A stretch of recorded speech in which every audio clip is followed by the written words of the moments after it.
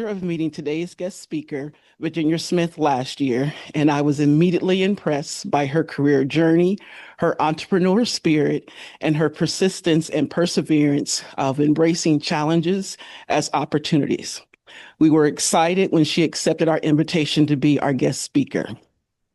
Self-described serial entrepreneur, owner of Next Vision Salon and more, MCC alumni, mother of three, international hairstylist, licensed massage therapist, independent hip hop artist, travel entrepreneur, and community advocate.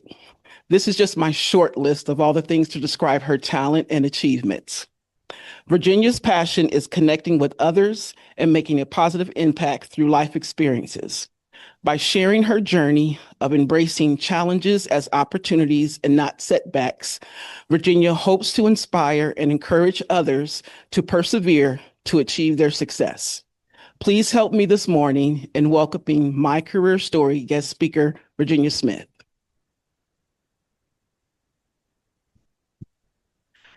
Thank you so much. Miss Barbara, that was amazing. I got like a little tear building up in my eye right there, because sometimes when you're in your vision and your passion and stuff, sometimes you're just like face forward in it. You don't necessarily see what it is that you're doing and how much of an impact that you're making in the lives of individuals. So for you to hear it and stuff like that. So I'm a little touched. So, whew. How's everyone doing today? Good. Good. Well, I hope after today, after this moment with me, you'll feel amazing. I believe words are powerful. I'm going to set this down here. I believe words are powerful in how you see yourself and how you are able to accept what's happening to you in life as you're journeying in life as divinity.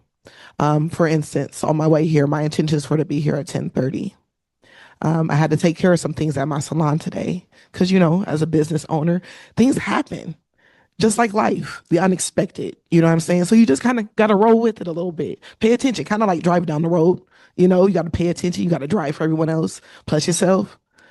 So in getting here, trying to get here, I see an accident. And I thought to myself, had I continued on the plan that I originally had, which was coming here, not considering the accident or whatever I had to deal with at my salon. But if I had to be here, if I was intentionally being here and that plan went accordingly, that could have been me. And that's how I look at life.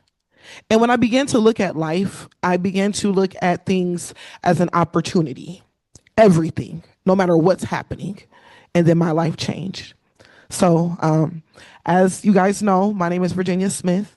I am now a 3-year salon owner, it'll be June 1st. Next Vision Salon and More, Nebraska's first curl-focused salon, opened. I am an independent hip-hop artist. I travel here and there, performing my music. I am a mother of three, pursuing all those things as a mother because I graduated from high school as a mother.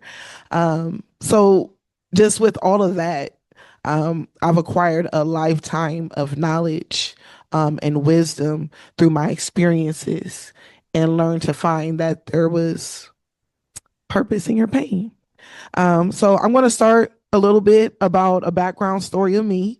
I was born and raised here in Omaha, Nebraska. I grew up right behind that adoption agency off of Fontenelle Boulevard. And I remember just my mom being a single mother. I remember the powdered milk. I used to love the powdered milk, especially when it was warm. You know what I'm saying? I remember the big blocks of cheese. I remember the cans of peanut butter. I even remember the milkman. You know what I'm saying? But I remember it just being her, me, and my brother. I also remember that was the first time that the juvenile justice system was introduced to me. My brother set the carpet on fire, and then he was removed from the home and he was put into Child Saving Institute. And I didn't really realize that that experience, even though I thought about it, I remember being a young girl, like, dang, my brother, that was like, we were like Ren and Stimpy. If anybody knows who Ren and Stimpy is, you know what I mean? Um, that was my bro. And he was gone. And I didn't realize how that seed, because everything in life is a seed. Everything in life that happens to you is food. You know what I'm saying? It's not just what you consume. It is what you consume, what you see, what you experience, what you hear, all those things. So I didn't realize that that seed that was being planted was going to impact me as a mother. I didn't realize that that was going to be a chain that I was going to have to break. But I remember it was embedded in me. So my brother was gone for a few weeks, and that wasn't his first rodeo because he ended up setting the neighbor's shed on fire. It's like, damn it, Kenny. Gosh, that's my brother's name. It's like, Kenny, you bastard, literally. Anybody know South Park? Because we didn't know our dads, and his dad was in and out of our lives. So I know there's going to be a little bit of a rabbit hole. This is my life, you know what I'm saying? But welcome to it. My vulnerability inspires me, and I hope it inspires others. So back through the rabbit hole we go. So my brother, he ended up going into Child Saving Institute again because he said that on fire. No, that time it was Boys Town. I take that back. It was Boys Town. Needless to say, I didn't realize how those seeds were going to impact his life, because his life impacts my life, which impacts his children's life, which impacts my children's life, and everybody that's involved, everyone that we're connected to, even the trigger moments when I'm out. Hey, how's your brother? Just keep praying for him, because currently my brother is in jail. He's been in and out of jail since he was younger, and it started with setting the carpet on fire. My mother was a single mother. And I don't remember her working. I remember us having food stamps. I remember her saying, "We're poor." I didn't realize how those words, those seeds were going to impact me throughout my life. We're poor. So she was, as a single mother, I would hear those things. And, every now and again, we would get a food stamp, $1 food stamp, go to Four Aces and 30th down the street, and get those 50-cent candy bags. But she can always afford that. Sometimes she would send me with $10 so I can get her GPC cigarettes, because at that time, children could buy cigarettes with food stamps. So she would send me with $10 of food stamps. I would get her GPC cigarettes, wintergreen, long. And then I had $1. My brother had $1. But she didn't always have that. So I didn't realize that that was planting the entrepreneur seed in me. I didn't realize that I decided to getting a grocery bag and going and collecting cans, because I knew that I can cash cans in for cash. And I knew that it was by the weight on how you got paid. So I would just take a little bit of sand and fill up that can. Okay, because I wanted to make it weigh a little bit more so I could get a little more, but not too much because I can't break the machine. And every now and again, I would go back to the machine because this was my business. I didn't realize this was my business. The machine would break. It would break. I was like, dang. So, oh well, I'll still keep collecting my cans because, all right, well, it's going to get fixed. And I'm just going to have more cans to cash in. But still, okay, maybe I should just do a little less sand and get more cans. So one day, I was eating my candy. I would cash in my cans because this is right over here. I would go to the Phil's Foodway, and that's where I would get my candy, my mom's cigarettes and things like that. And you could cash your cans in right there. So I would cash in my cans. I would go get my candy. And my thing were lemon heads, you know what I'm saying? Red Hots and my sunflower seeds. So I would get those things. And I remember sitting outside on my front porch snacking. And my friend Ronaldo comes over. He was like, "Where you get all that from?" I said, "The store." Duh. "Well, how'd you get all that? Money." "Where'd you get money from?" "Cash and cans." "Dang, leave me alone." "Dang, well, I want to do it." I was like, "Okay." I didn't realize that that was my first employee. I'm like 6 years old. Because I couldn't always get food stamps from my mom to go to the store, I figured out a way for me to get my money. And I inspired somebody else to do it. So we go on our journey. And this is how I learned, like, you can't just work with everybody. You gotta, people could be cool, you know what I'm saying? But sometimes you gotta realize, like, hey, you're great, but not over here. You know what I'm saying? We can hang out, that's cool, but over here, yeah, we're gonna leave this for somebody else. So we're over here collecting our cans, and I'm telling him my little trick: don't fill it up with too much sand. You know what I'm saying? Here's you a plastic bag. I got my plastic bag. You take this territory over here. I got this over here, and we gonna meet back. Man, I tell you, it went 5, 10 minutes, and I'm thinking about kid time because for me it was like an hour. It was probably like an hour, hours worth of work, but it was probably like 5, 10 minutes. He comes back and he's just like, "Yo, are we done yet?" I was like, "No." "How many cans do you got?" "I got two." "That's nothing, sir. Like, what are you doing? Like, get some more cans." Man, I'm tired. I was like, "Okay, all right, fine." So I kept collecting cans. And every day for probably about a week, he would ask me, "Hey, you catching the cans?" I was like, "No, I need more cans." All right, come back, come back, come back. So finally, I got enough cans, cashed in the cans, and he knocks on my door, boom, boom, boom. I'm like, "Yeah." He was like, "Cash in cans?" I was like, "Yeah." So I handed him a quarter. And he was like, "That's it?" I was like, "You lucky you got that." And closed the door.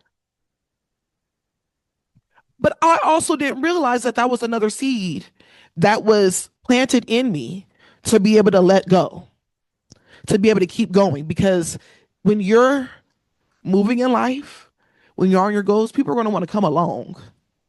They're going to want to come along the way because they're like, "Oh, that looks good over there." Friends, family, all those people. But then you're going to realize along the way, hey, they're really not serving me. And if you keep them around, they will hold you back. So, needless to say, going back to being a child, um, my mom continued to be there. I realized I didn't realize that that was another seed that she was planting, the sacrifice of either being dependent on socialism, services, or being a mom and going to work and making sure I could do everything and get the Jordans and get I'm sorry, let me go back. The Reeboks, the K Swiss, the BK Knight. You know what I'm saying? The British Knights. You know what I'm saying? Let me go back a little bit because we weren't rocking Jordans back then. You know what I mean? Jordan was a little later. But she sacrificed working so that she could be present as a single mother, which I also didn't realize that that was going to plant a seed in me to constantly work because I remember not being able to have those latest clothes and shoes. So when I became a mom, I worked. Like, I'm crushing it. I'm going to school.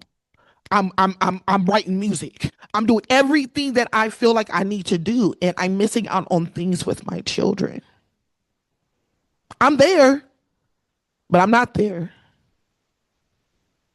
I didn't realize the fact that my father not being there was another seed that was being planted in me, that it would affect my relationships with men.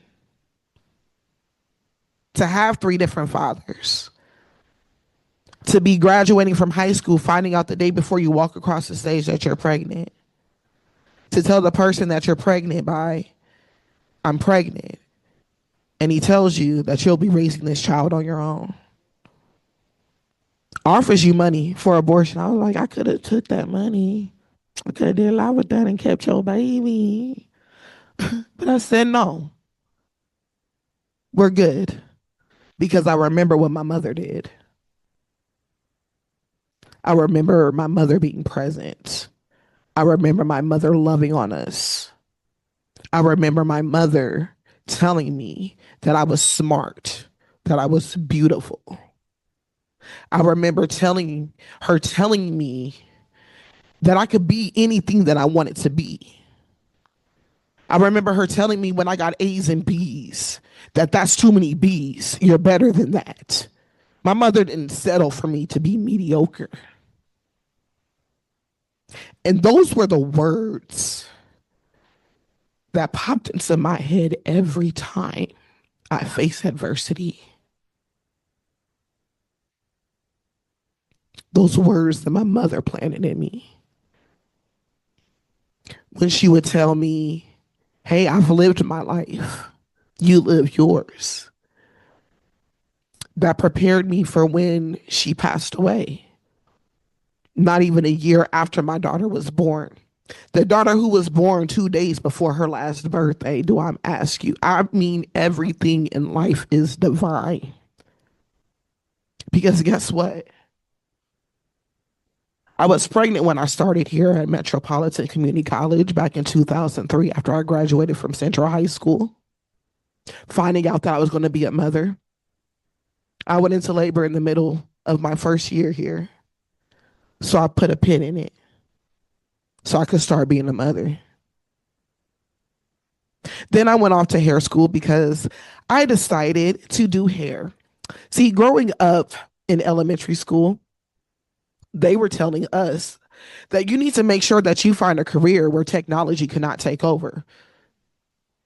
We didn't have cell phones back there. Well, I mean, there were cell phones, but they were like in convertible cars, like the big old cell phones that you gotta hold up to here. You know what I'm saying? That's the walkie-talkie cell phones.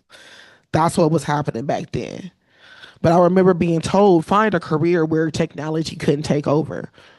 And I took the comb from my mom when I was about like 5, 6 years old. I didn't like having the roller sets and the big, you know what I'm saying? The big, you know what hairstyle I'm talking about. I'm being mindful of my words now. But I was like, I want some balls. I want some barrettes. So I took the comb. I was like, you know what? I'm just gonna do my hair and say, hey, see, mom. She was like, oh, okay. I ain't gotta do your. So I started doing my own hair. Needless to say, I was like, okay, I'm pretty good at this. So I would see styles in high school. I would try to mimic it. You know what I'm saying? I was like, okay, all right. And then I go home and I would do it on me because I couldn't go to the hair salon. We were poor, remember? Even though I wasn't living with my mom at that time because I grew up in foster homes too. My elementary years, I ended up experiencing my mother's mental illness. She was diagnosed with paranoid schizophrenia and bipolarism when I was in elementary. So we went in and out of back and forth to my grandmother's house until we eventually ended up in our first foster home. I'll get back to that here in just a second. But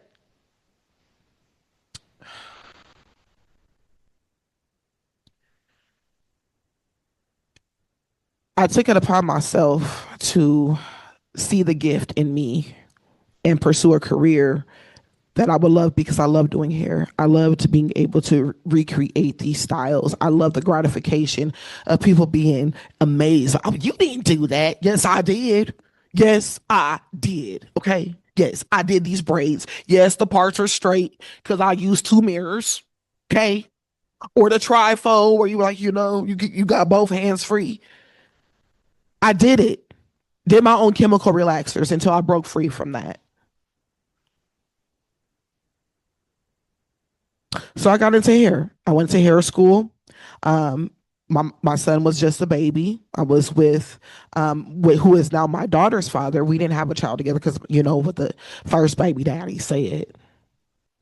So I got with my daughter's dad, and we were living together, and things happened with that. Car breaks down. Now I'm going to school in Council Bluffs, EQ School of Hair Design. How am I going to get back and forth to school? So I had to put a pin in it. Had to put a pin in it here at Metro. Got a mom, I got my baby, you know what I'm saying? Had to put a pin in it in cosmetology school. So eventually I ended up going back to cosmetology school, graduating, but now I'm pregnant with Zakia. So I find out a day before I graduate from high school that I'm pregnant. I'm gonna be raising the baby by myself. I didn't think that this is how my life was gonna be started. Okay, let me go to school. Oh dang. I just had my baby. I can't go to school right now. So I gotta put a pin in it. Okay, let's do hair. Let me find my career working at Pettit's Pastry on 16th Street. And then my car breaks down. How am I gonna do all this? End up getting the car fixed. Went back to school and graduated. Pregnant. Not even pregnant. Let me tell you a little story about that. We walked pregnant, but the week before I graduated from hair school, I went into labor with my daughter, which was a week early.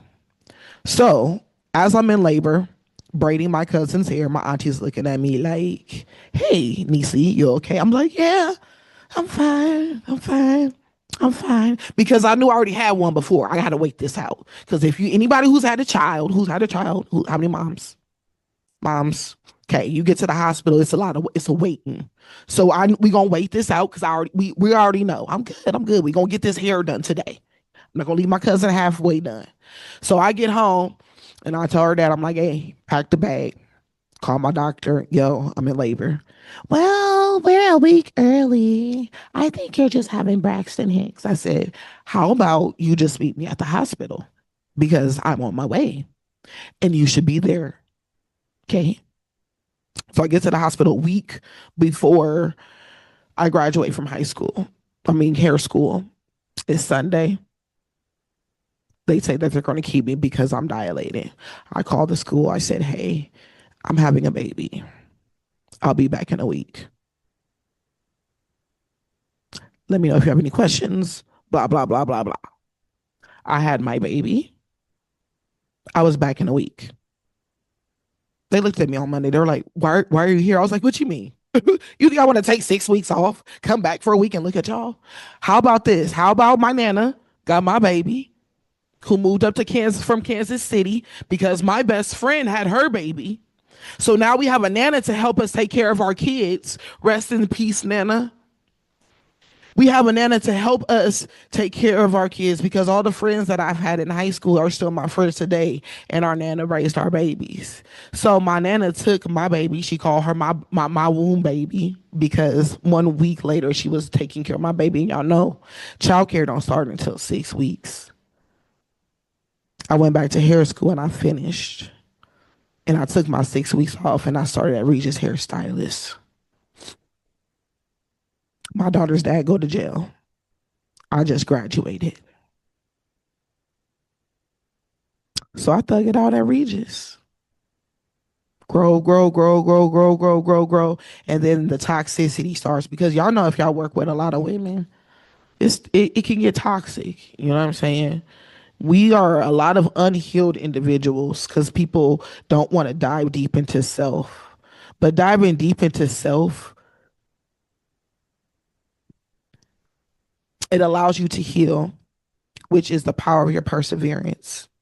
That's how you're able to find purpose in your pain and be able to persevere through anything.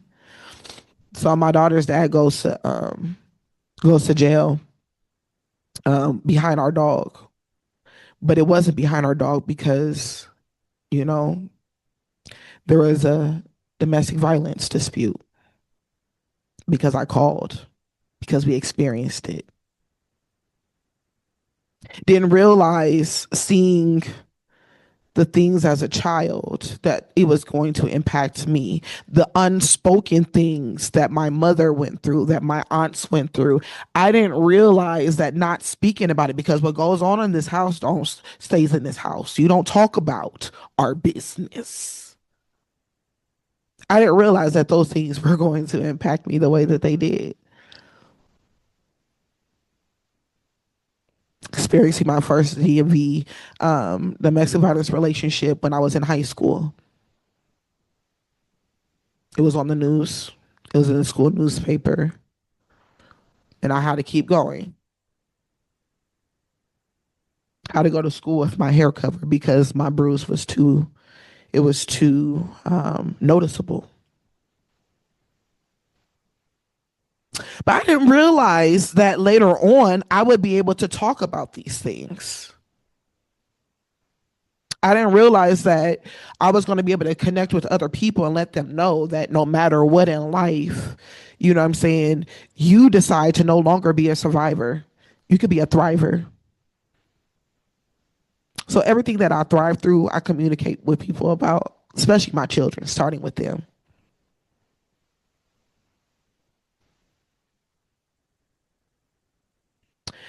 The unhealthy relationships that you experience, you can now communicate that with your children. Even though you're not able to example it, you can example it in ways that they can't expect because you've experienced it. I'm working at Regis hairstylist. Um, my daughter's father goes to jail for that. He's probably in jail for like a month and a half. And mind you, I have a newborn baby. I have a 2-year-old son. So just keep going to work. Keep going to work. All right. Now it's time for me to get my Nebraska license because I got my license in Iowa. Now, mind you, with that, that was when we did not have reciprocity. So I had to drive to Des Moines, Iowa to take my test in a 1988 Chevy Caprice with no AC. Okay. On the hottest day in the summer with no headliner. Do you know how much brown stuff I had on me by the time I got home? But I passed my test with flying colors. I had enough gas to get there. And it was by the grace of God, my great friend Rose, whose grandma was watching our babies, rode with me because I needed her car to get gas to get home. And she put gas in my car and she fed me because I said, okay, keep going. I couldn't see how I was going to be able to do it, but I knew I needed to do it. And because I said yes, because I chose, the path was paved, even though I could not see it. See, a lot of us in life, as we're setting goals and working towards those goals and towards accomplishing them, we're going to be tested along the way. Obstacles are going to happen, and it's a test. Are you going to give into that obstacle? Because people won't show up because something happens. I could have not showed up today because something happened. And I see the divinity in it. It's scary. It's scary because a lot of these times I'm by myself because I saw something in me when I was a little girl and I didn't realize what it was until now. 2020 COVID, that changed me. That changed me. After I acquired my massage therapy license, after I went back to Metropolitan Community College prior to that to acquire my associates in business, because I was inspired because my mother had passed away not even a year after my daughter was born, the daughter that was born August 23rd, 2009.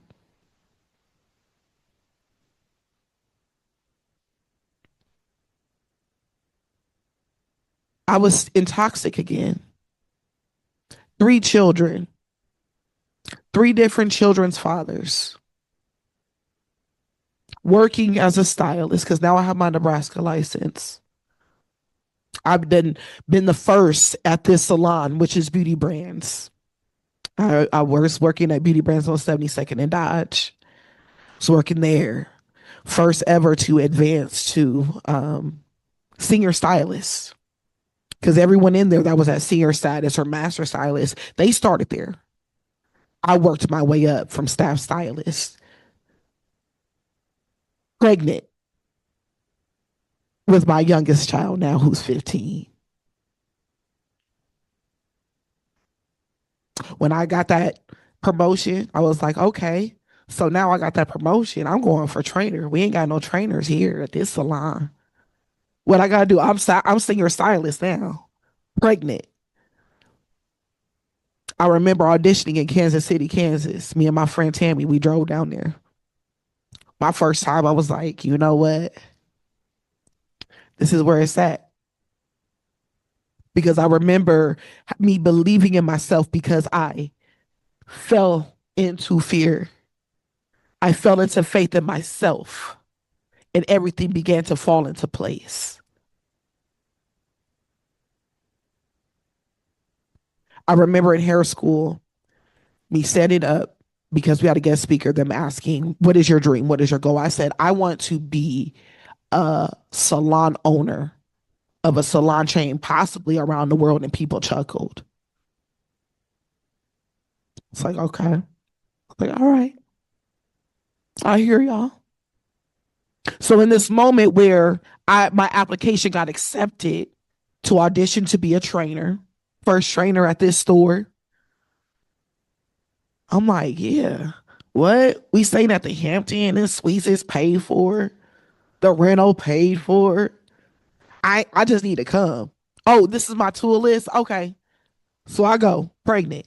And I remember us sitting down and us having to get up individually and introduce ourselves and them asking, give us one word to describe us. And I remember saying, I'm Virginia Smith, da, da, da, da, da. Omaha, Nebraska, and I'm hungry. Now they're thinking like, oh, she's pregnant. She's hungry. I was like, no, I'm hungry for more. I'm hungry for knowledge. I'm hungry for opportunity. I'm hungry.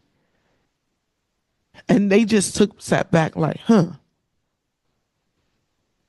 So I made the training team, and shout out to Leah Lasala. She is still in my life today. She is behind the Kansas City Chiefs cheerleaders and their look. She offered the opportunity. I had the opportunity to work on the KC Current. If anybody's into soccer, I got to work on the KC Current for their photo shoot. You know what I'm saying? I got to be able to go to Houston, Texas, paid opportunity to train stylists in the art of textured hair because of that seed that was planted there, because I pushed through all of that. Mind you, when I graduated from hair school, I'm at my salon in my career. I got a newborn baby. You know what I'm saying? And my daughter's dad go to jail, but I kept going. I kept going. I got my Nebraska license. I'm working in this salon. I'm the first senior stylist. I'm the first trainer. And I did all that pregnant and single by myself. And we ended up breaking up. And then I ran into my high school crush, who is now my youngest daughter's father. Went from one toxic relationship to another toxic relationship and birthed children through all of this. And then realize that those would be seeds also. But depending on the seed and how you nurture it, you can yield a mighty harvest. You can yield a resilient harvest, genetically modified by you. So I then traveled doing hair, paid opportunities. I got to meet Farouk Shami. Anybody who knows Chi, the flat iron, the first ceramic flat iron, yeah, the guy behind that, I got to meet him personally. I was in his house, pregnant. I walk up to him, hey, Farouk, I'm Virginia, pregnant with my youngest. He was like, you don't look like a virgin. I was like, oh, you got jokes. He had jokes. Okay, but I'm gonna put my feet in your pool. And he just let us roam through our house. And I didn't realize that was manifestation right there. Me being in places and experiencing things was going to impact how I saw myself and the things that I deserve to have, the things that are touchable. He let us just roam through his house. This man's like, this right here. This is one of his bedrooms. This room here was one of his bedrooms. 3 pools. He's letting people drive his Lamborghini. Like he was just a free spirit. And I got to experience that and was paid to do it. And I think about those chicks laughing at me in hair school because I saw something bigger than just being behind a chair, just being a stylist.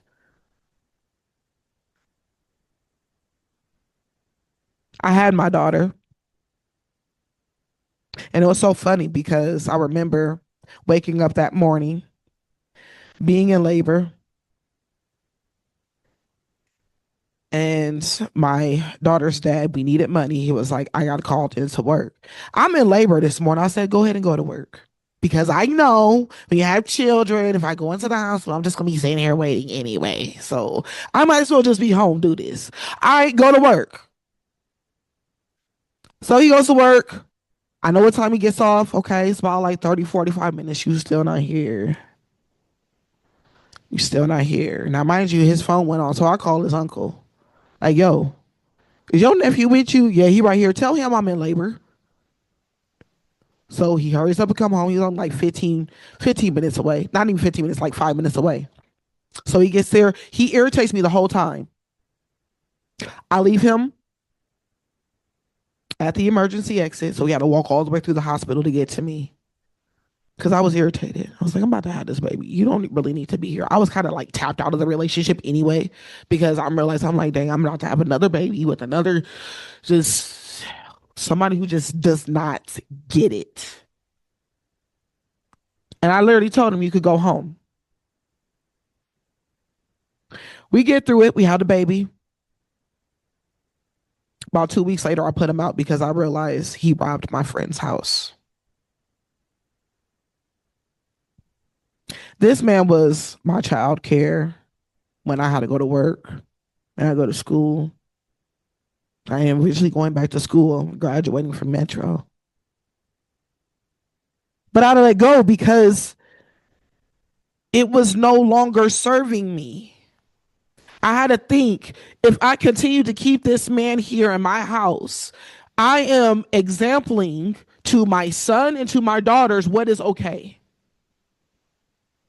I didn't know how I was going to be able to keep going to work as a trainer, an educator, because I travel with that.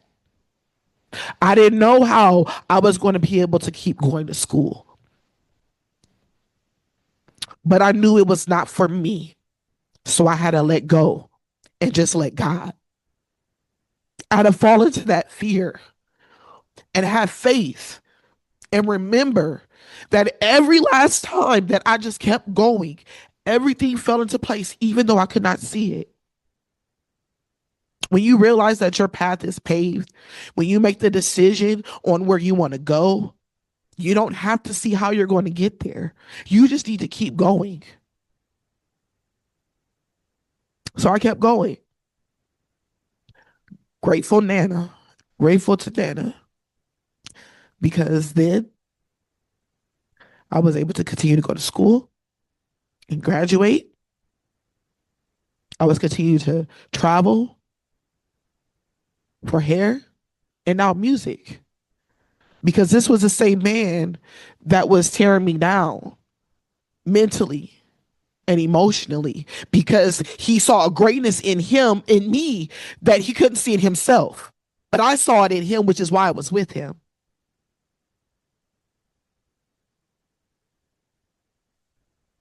I had a couple more toxic relationships after that, but in those, I realized every time I decided to let go, there were lessons that I acquired. I was learning what I wanted for me as a woman.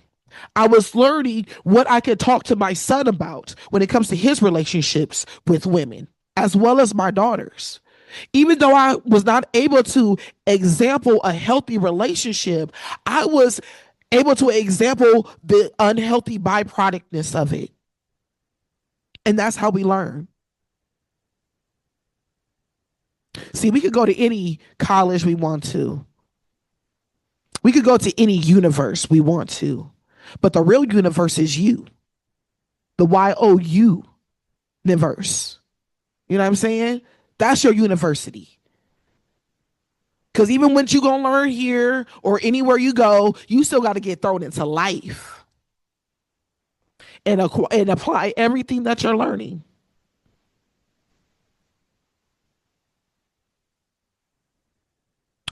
I kept going. 2020 was the biggest break for me. I was actually supporting someone. People couldn't understand it. I get it. It's not for anybody else to get. But in the midst of that, I was able to start my salon. First, buy my house, then open my salon. And now we're celebrating 3 years, June 1st. Not everybody that start, not everyone that started with me, finished with me, but they were valuable for my journey.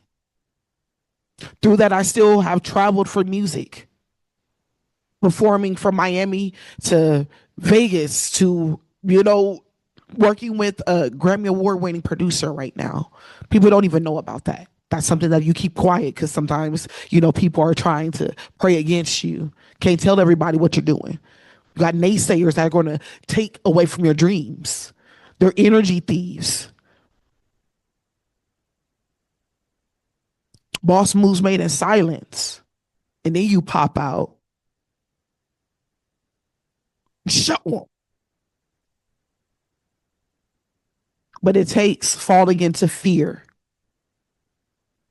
Best thing you could do is ask everybody around you what you should do. As many people, they tell you, no, don't do it. Do it. Because they can't see it. It's not for them to see. They say don't reinvent the wheel. Why not? It's your will. Pun intended. It's your will to keep going. It's your will that's going to steer you and drive you to where you need to go. It's your vision. It's your lane. And if you switch it, that's for you. Falling into faith, remembering who you are. You can be anything that you want to be. Go to your inner child. Talk to them. Heal them. The creative sense, because we can create here. Put in the work and keep going, and guess what? Bring it to life. I am starting the seed that I planted back in hair school to be a nationally known, internationally known hairstylist. I just got back from New York Fashion Week doing hair. I just did African Fashion Week for the second time. I've done Omaha Fashion Week 3 times. I just did Paris Fashion Week. I'm getting ready to do Milan. My goal is to do London and Japan, and then continue to do my own fashion shows because I do my own fashion shows here. As an independent hip hop artist, being in a male dominated industry, they do not want you to win. People that I've seen on the micro, I've supported, going to the independent hip hop shows, supporting them, and then popping out and doing my own, not even getting that congratulations when they're looking at me and you know me. So I started going to bartenders. I started going to the where's your manager, who's the owner, talking to them, buying a drink and having a conversation. What does it take for me to do my own show? You could Google Miss VA. It's right there. You could go to my website. It's there. And even now, I ask to link arms. I ask for the community. But I have to realize I have to stop asking and keep going, keep showing. And those that are going to be for my path, they're going to naturally come to me because I'm a magnet for it. 2020 was a switch. When they said I couldn't do it, when they talked about the adversities, I said, so what? When it came to buying my house, I said, so what? I was pre-approved. 6 days after I was pre-approved, I was in contract. Less than a year later, I was opening up my salon with not one red sit down. I opened and was working and I paid rent later. And they said, pick out your colors. What do you want here? No. That's outside of the budget. I said, okay. Still travel to do music. And here I am. So I don't even know where I'm at on time. Oh, woo! Look at that. Y'all got a Q&A. We got 5 minutes. So I'm going to stop talking. Y'all got the information there. I talk back. Anybody got any questions?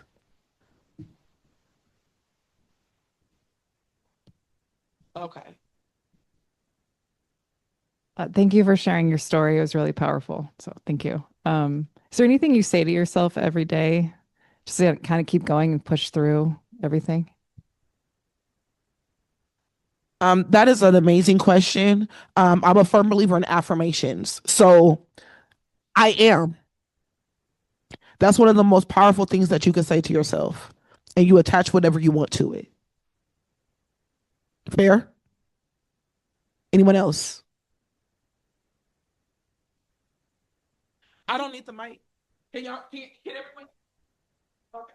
That's okay. I can project. That's okay. Okay. Oh, I need the mic. I just have, well, I have two questions, but I'll ask the first one and then let her go. In regards to your professional journey, can you talk about how your associate's degree in business has helped you to be successful in business?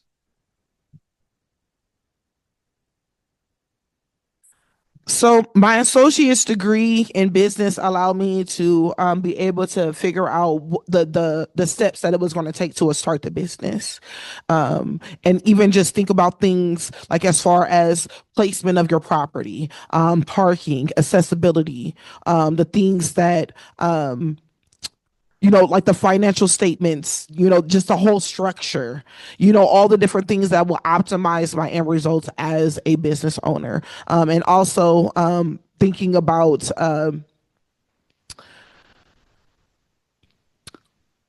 what the statistics.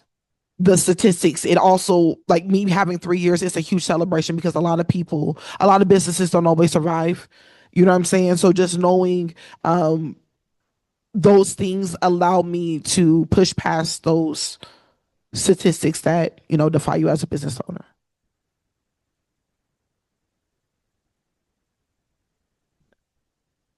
Phenomenal story. Just a quick question. What would you tell your younger self, like a 14-year-old you?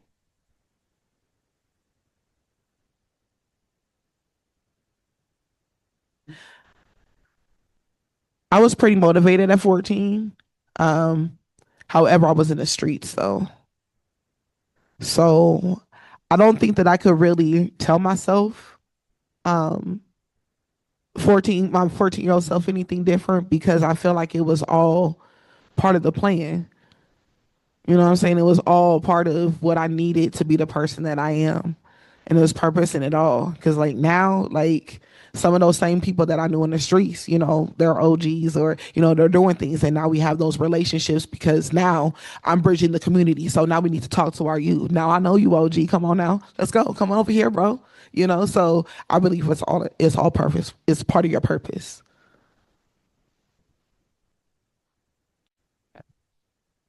Okay. I understand that everything is kind of like purposeful, right? So I don't want to live my life saying that you may have regretted anything. And if you know anything about the movie The Butterfly Effect, if anybody has seen that, I try not to say that I would change anything to get me to where I am.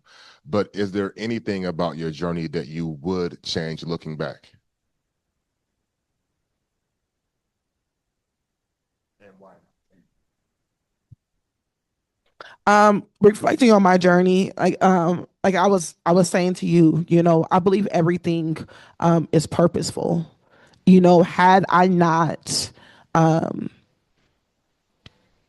gone through those experiences, made those mistakes, I wouldn't be able to speak to them from an authentic space.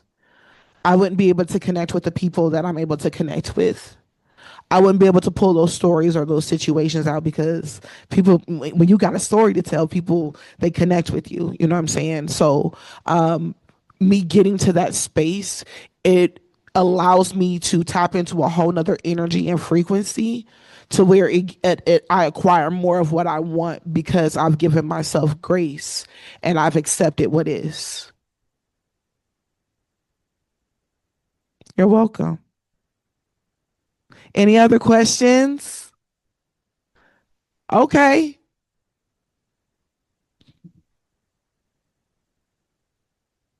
All right.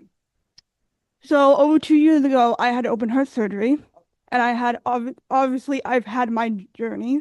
So what is your best advice for like kids who've gone through a hard time and it's still struggling with the pain of what they've gone through? Oh, what is your name? Yeah.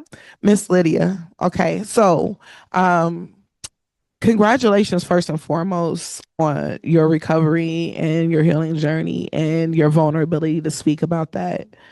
You're welcome. Thank you for receiving. So two things I want to speak to: the fact that she asked me about healing from things that happened when she was. Can you walk with me, Miss Lydia? We gonna walk a little bit. We gonna walk a little bit. Just like they want you in the camera. Okay. So we in the camera. Okay. So you spoke to, how do you get through things that you struggled with as a child, right? And you just spoke to, you having It happened when I was 18. and it happened when you were 18. Because that's 2.5 years. 2.5 years ago. Okay. So matters of the heart are real. Like things that this is why healing and shadow work is so important. And I'm probably speaking on something that I probably shouldn't, but oh well, here we are. No, but like this is where you let go and trust your process. Your body is miraculous. And when you say I am healed, when you believe that your body is vessel, can do things that even defies what the doctors say, your recovery can be really profound. So just think, you don't have to tell your body to process the oxygen the way it does. It does it on its own. You don't have to tell your body to bleed and coagulate so that you grow new skin when the barrier breaks. It does it on its own. So tap into that. Continue to work on healing whatever it is that you need to heal, and just trust the process. Does that help you? Okay. Can I have a hug, Lydia? Okay. Thank you. You're welcome. Thank you for receiving. Now, I see you got curly hair. There's a lot that I can do with that right there. So I could do right there. Any other questions? Yes. You're so beautiful. So when you travel, doing the hair shows, do you have a solid commitment before you go? Or do you just follow with faith that they're going to follow through and pay you for your work? That's a really good question. And that, so I look at opportunities as being invaluable. Like you can't really put a value on it. Because if I put a value on everything in terms of money, then I would not necessarily move there. I would not go. I won't do it. You know what I mean? And a lot of us won't because, let me give you an example. So getting ready to go to Milan, that's $1,500 that I have to pay for myself. No, I'm sorry, $1,750, and that's in euros that I need to pay to even be part of this team, on top of paying for my flight, on top of everything, on top of doing hair, being available, being accessible, all of that. And a lot of people are like, oh my gosh, you would pay that. You would pay that. Yes, I will. Because that is an opportunity that I'm not going to necessarily get doing anything else. It's part of my resume. It's something that a lot of people won't do, and it sets me apart. I can't look at the finances as a roadblock. Money is a tool. You just go get it, which is why I got that grocery bag at 5, 6 years old. And it was like, okay, we're going to collect some cans. We're going to get some cash. We're going to get the candy. Even with music, I literally just had my first paid opportunity. A lot of times I go, I travel, I pay to be on it. However, I'm looking at it, okay, I get my own personal flyer. My name is going to be on this flyer. I'm going to get to perform. So now I am expanding my audience to a whole nother audience I would not have touched had I not did this opportunity. On top of that, that's another city that I could put on my resume. There's some other networks that I can make with this. Okay. Now I'm doing my things over here. Now I have a whole network of people that I can call. Hey, I got a show here. You want to come to Omaha? Which is what I'm doing this July, Fashion Flow Fest, July 9th through the 13th. MissVAOnly.com. So I know that was kind of a long response to your answer, but did I answer your question? Okay. Okay. Yes, ma'am. You know what? That's a good question because a lot of people tell me you need to rest. You need to rest. You need to rest because I'm doing things outside of what normal people would do. I get that. I just listen to self. When self is like, hey, look, you're crying. Stop looking at the computer screen. You're crying right now. And you're not crying, but you're crying. Go to sleep. Or my body will talk to me. So sometimes, it's more so just that constant, continuous communication with self and listen to self because I think that we're in a world where it limits you. Just being a person of color, you're told that you're a minority from the beginning. You know what I'm saying? Which automatically is another seed that prohibits us from tapping into our exponential opportunities. You know what I'm saying? So I will go and tell my body, be like, yo, we're shutting down. If you don't go to sleep, we're gonna be sleeping in a corner. Thank you.